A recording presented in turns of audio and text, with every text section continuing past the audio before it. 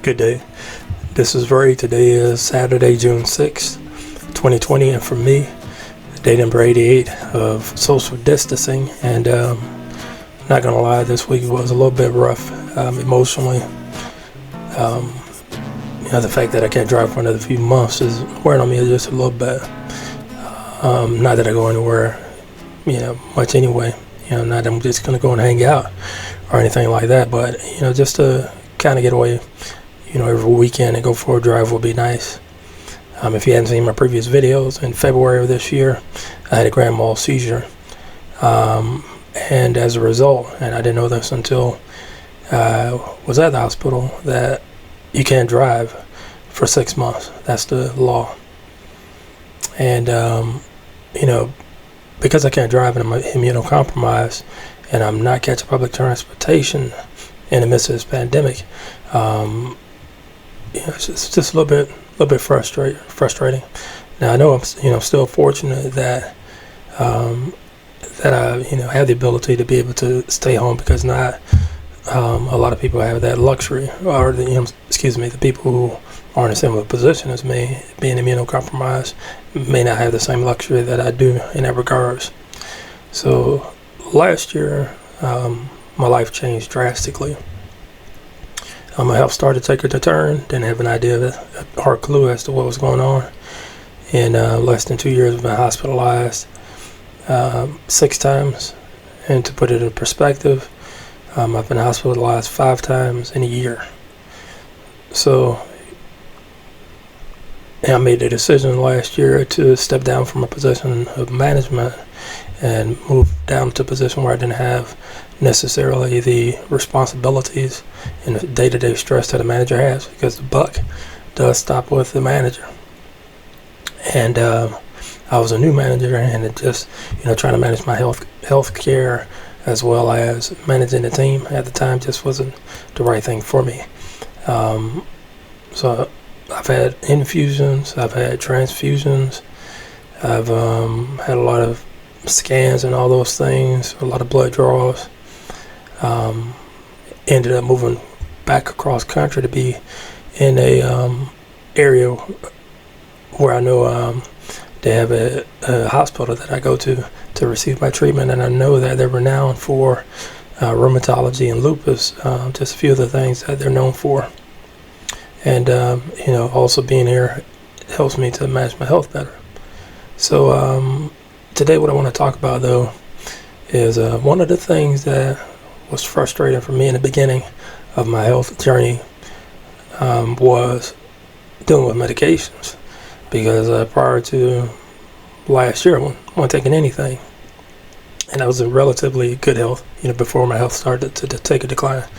And the medications for me just became something that was overwhelming.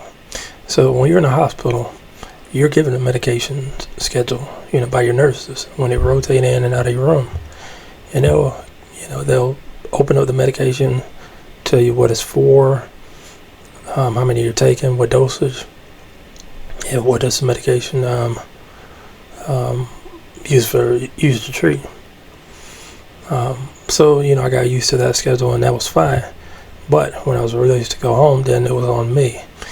Fortunately, I have a mom who works in the healthcare industry.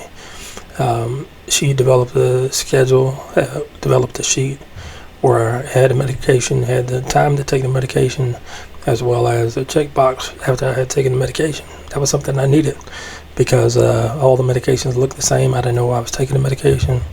Didn't really have any much knowledge as to why I was taking medication. I was so frustrated with everything else. I was pretty much bedridden. And I didn't read up on a lot of the medications, which I should have at the time. But, her creating that sheet helped me to devise, my own thing. And what I use now is a medication schedule. But, the reason I have a medication schedule is because there's a medication I have to take an hour before I eat, before I have any food. And then there's medications that I have to take with food. And there are certain medications I take, once a day, others I take twice a day.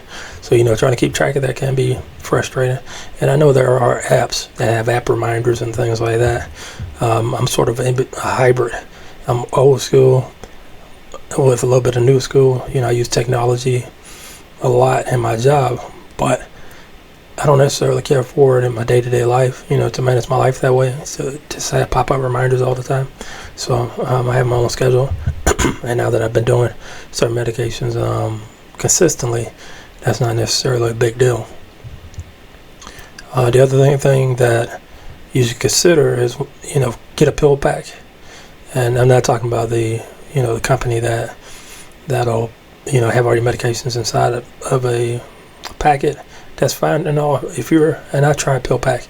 If you're consistently taking certain medications and that's an easier way for you to do things, and so be it. But for me, actually being able to put the medications inside of a pill organizer and just have that taken care of. And for me, I do that on Friday after work. Excuse me. Actually, Friday after breakfast, because then I've taken all my medications for the week, and then I could just refill it pretty easily. So I'll save that for another day, another video. But excuse me. When you're picking up your prescriptions, or if they're delivered, they give you a drug guide that has, of course, it lists what medication you're taking, the strength and the dosage, how many refills you have, the doctor who prescribed it, has some other information and things like that. But also, separate from that, or it could be a part of the same packet, they give you a drug guide. And some of you, maybe like me in the beginning, might take that drug guide and just set it aside and be like, okay, whatever, these are the medications I'm supposed to take, I'll take it, and so be it. And I'll watch out for the adverse reactions, if there are any, and then talk to my doctor. But I actually recommend that you read those things. And a great website, and I will post it in the description below, but it's dailymed.nlm.nih.gov. Like I said, I'm going to post it in the description and the link below. It provides you with PDF versions of the drug guides that you receive from the pharmacies. And so if you're like me, you probably don't like having a lot of paperwork on hand, and that's fine. So, I guess a good thing to have is that you can have these PDF guides of the drug guides and place them in a folder on your desktop or on the cloud, wherever you want to place that, and you're good to go. So, I can only speak for myself. I'm coming up on 10 minutes here shortly about, the frustrations that I faced initially about, healthcare. And the medications were definitely at the top of the list of my frustrations. Having a refill, when do I refill this? How many medications, how many pills do I have on hand? At what point do I need to reach out to my doctor and ask for a refill, or contact the pharmacy for a refill? Can I do this online? I would say, do your research, read books, talk to your healthcare team, ask questions, but more importantly, be patient with yourself, because this is a journey, and who knows how long it'll take you to adapt to it. For me, it may be taking longer than some others it takes to adapt to it. I have certain circumstances and situations that have kind of set me back and delayed it. Especially moving cross country, not having access to a lot of my things. Pretty much everything's in storage. Moving to a confined space, and just having to just adjust to a new way of living. So again, thank you for taking time to watch this video. If you feel like, if you want to, feel free to like, comment, and subscribe. I pretty much post all my videos on Saturdays. I'm gonna stick to the schedule unless I decide to switch it up and do it on a weekday to have my weekends totally free. It does take a minute to excuse me, to edit these videos, but that's neither here nor there. Thank you for taking the time to watch this video, and until then, thank you and take care.